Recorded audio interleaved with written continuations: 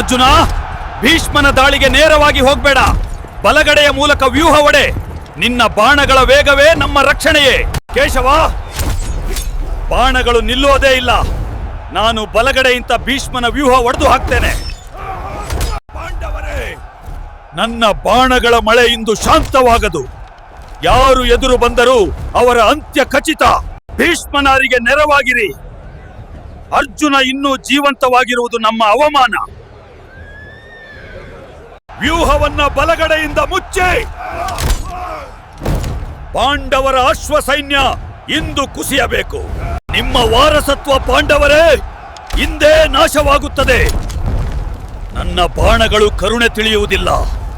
ಭೀಮಾ, ನೀನು ನಿಲ್ಲದೆ ಏಕೆ ಬರ್ತೀಯಾ? ನಿನ್ನ ಶಕ್ತಿ ನನ್ನನ್ನು ಕದಡ್ತಿದೆ.